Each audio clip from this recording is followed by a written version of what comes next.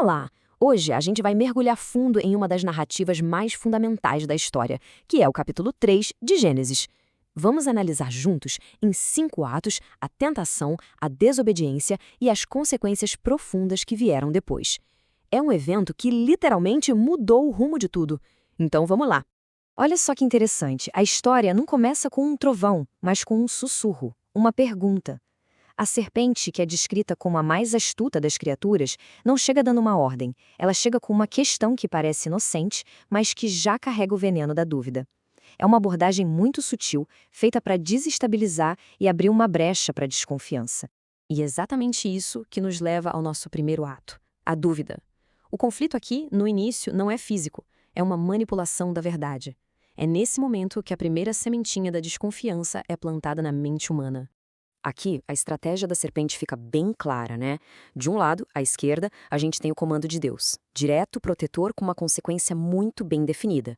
Do outro lado, à direita, a gente vê a insinuação da serpente, que distorce esse comando. Ela faz parecer que é uma restrição exagerada, opressiva, quase questionável. A verdade é sutilmente subvertida.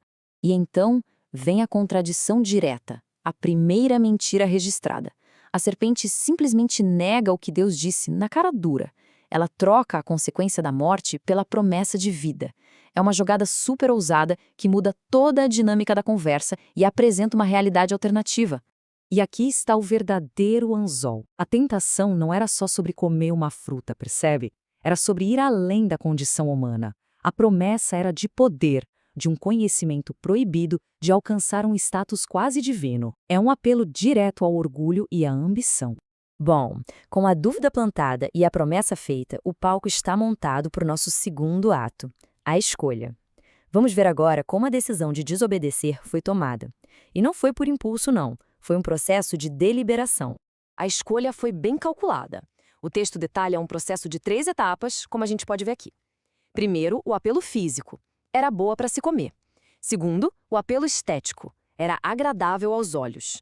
E terceiro, o apelo intelectual. Era desejável para dar entendimento. Ou seja, foi uma decisão que satisfez os sentidos e também a mente. E este momento, este é o ponto sem volta. A transgressão não foi um ato solitário. Eva compartilha o fruto com Adão, que estava ali com ela, e ele também come. A queda se torna um ato compartilhado, o que solidifica a desobediência dos dois e une ambos nessa decisão. A escolha foi feita, e isso nos leva direto para o nosso terceiro ato, o despertar. Só que o despertar não trouxe o poder que foi prometido. Pelo contrário, trouxe uma consciência imediata e arrepiante de algo completamente novo. E aqui está a grande ironia. Os olhos deles realmente se abriram, exatamente como a serpente tinha dito. Mas o que eles viram não foi o status de deuses. Eles viram uma própria vulnerabilidade, a sua nudez. A inocência se foi, e no lugar dela surgiu a vergonha. As palavras de Adão aqui são devastadoras. Elas ilustram essa nova realidade. A comunhão com Deus, que antes era uma coisa natural, aberta, agora é substituída pelo medo. A intimidade dá lugar ao esconderijo. A relação fundamental entre o Criador e a criação foi quebrada. Mas claro, o esconderijo não dura muito. Deus os confronta e a gente entra no quarto ato, o juízo. Este é o momento do acerto de contas, da atribuição de culpas, da declaração das consequências. Mas, como vamos ver, mesmo no meio do juízo, existe um vislumbre de esperança. Repare na primeira reação de Adão quando é confrontado. É a primeira vez que vemos essa transferência de culpa. Ele não só culpa Eva, mas ele também implica sutilmente o próprio Deus. A mulher que tu me deste. Ele se esquiva totalmente da responsabilidade. E o padrão continua.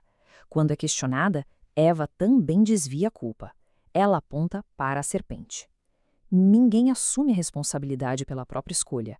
A fratura nas relações humanas começa bem aqui, com a culpa e a acusação.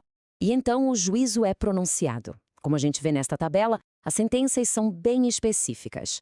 A serpente é amaldiçoada, rebaixada fisicamente. A mulher vai enfrentar dor na maternidade e conflito no relacionamento. E para o homem, a própria terra se torna uma fonte de trabalho duro que culmina na mortalidade. A existência humana é alterada de uma forma fundamental. Mas no meio de todo esse juízo, encontramos este versículo que é crucial, direcionado à serpente. Ele introduz um facho de esperança. É a primeira promessa de um futuro redentor, a semente da mulher que um dia esmagaria a cabeça do mal, embora também sofresse no processo. É uma promessa profunda de redenção, que ficou conhecida como proto-evangelho.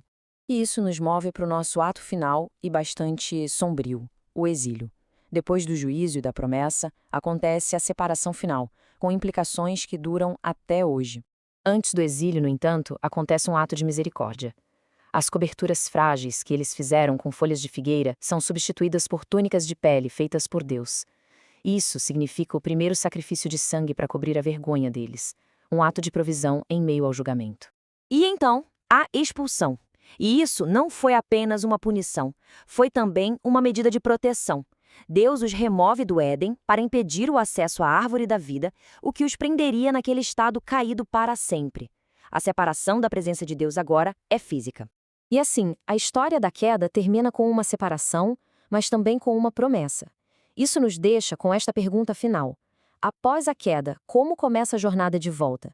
Essa narrativa estabelece os temas do pecado, da necessidade de arrependimento e da esperança persistente por uma redenção que ecoa desde aquele jardim, moldando a busca humana por restauração até hoje.